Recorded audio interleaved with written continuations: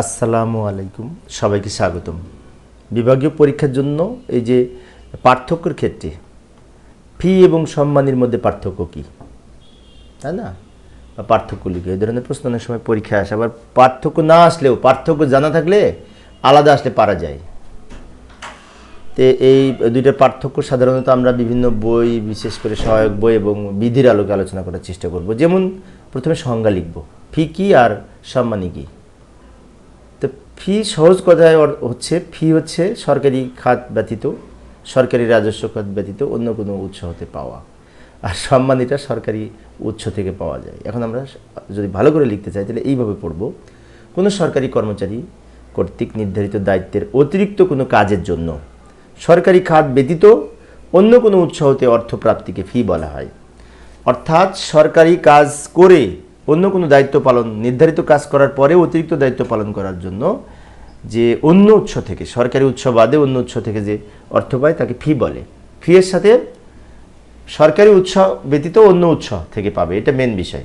অন্যদিকে সম্মানী হচ্ছে সরকারি খাত থেকে পাবে। এই যে যেমন বলা হয়েছে, সম্মানী বলতে সরকারের খাত থেকে সরকারি বিশেষ করে কর্মচারীকে বিভিন্ন সাময়িক বা শ্রমসাধ্য কাজের জন্য বিশেষ ধরনের যে আনুতোষিক হিসেবে যে অর্থ দেওয়া হয় সরকারি খাত থেকে, অন্য অর্থাৎ বেতন ছাড়াও অন্য কাজ করার জন্য যে অতিরিক্ত অর্থ দেওয়া হয় সেটি হচ্ছে সম্মানী। যেমন ট্রেনিংয়ের জন্য সরকার কর্তৃক অনেক সময় কেউ যদি ট্রেনার হিসেবে যায়, সেখান থেকে সে কিন্তু অতিরিক্ত সরকারি খাত থেকে সেই টাকাটা ট্রেনিং থেকে পায়, সেটি হচ্ছে সম্মানী। এবার বিএসআর এর যে পার্ট 1 বিধিমালা আছে, সেই বিধির 5-24 ফি সম্পর্কে বলা হয়েছে, আর ওই বিধির 5-30 সম্মানী সম্পর্কে বলা হয়েছে। অর্থাৎ বিধি 5 দুইটাই বলা হয়েছে, কিন্তু 5 কিন্তু অনেক বড় বিধি, 5 মধ্যে অনেক আছে। তো যাই হোক, 5-24 ফি সম্পর্কে বলা হয়েছে, আর 5-30 সম্মানী সম্পর্কে বলা হয়েছে। ফি রাজস্ব খাত ব্যতীত অন্য উৎস থেকে পাওয়া যায়, এটাও লিখতে পারি। আচ্ছা, এই উপরের এই সংজ্ঞা থেকেই কিন্তু ভালো করে যদি সংজ্ঞাটা আমরা পড়তে পারি, সংজ্ঞার মধ্যে থেকে নিচে আরও লেখা যায়। যেমন সংজ্ঞা থেকে আমরা আর একটা পয়েন্ট বাড়াতে পারি যে ফি হচ্ছে রাজস্ব খাত ব্যতীত অন্য কোনো উৎস হতে অর্থপ্রাপ্তি, আর সম্মানী হলো সরকারি রাজস্ব খাত হতে অর্থপ্রাপ্তি। দুটাই অতিরিক্ত কাজের জন্য, কিন্তু একটা ফি হচ্ছে সরকার বাদে অন্য খাত থেকে পাবো, সম্মানী সরকারি খাত থেকে পাবো, তাই না? 5 মার্কের প্রশ্নের জন্য আমরা আরও কিছু লিখতে পারি।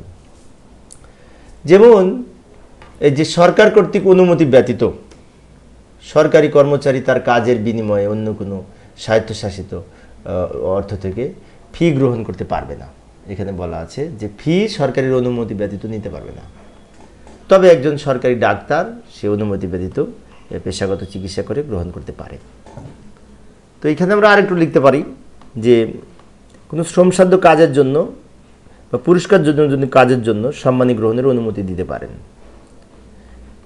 উদাহরণ হিসেবে আমরা শেষে বলতে পারি যে শিক্ষা বিভাগের কর্মকর্তাগণ, যে শিক্ষা বোর্ড কর্তৃক অথবা বিশ্ববিদ্যালয়ের পরীক্ষার খাতা মূল্যায়নের সময় যে আমরা পারিশ্রমিক পাই, সেটা কিন্তু এই বিশেষ করে এর মধ্যে পড়বে, ফি এর মধ্যে পড়বে। কিন্তু সেমিনার বা ওয়ার্কশপের আলোচনায় আমরা যে সম্মানী পাই সেটা আবার সম্মানীর মধ্যে পড়বে। সেজন্য বলা হয় খাতা দেখার ফি, তাই না? খাতা মূল্যায়নের ফি আর সেমিনারের সম্মানী। তো প্রিয় সুধীবৃন্দ, এই ছিল আজকের আলোচনা। আমি অবশ্য অল্প অল্প করে আলোচনা করি। তো পরিশেষে সবাই ভালো থাকবে এবং সুস্থ থাকবে, এই কামনায় খোদা হাফেজ।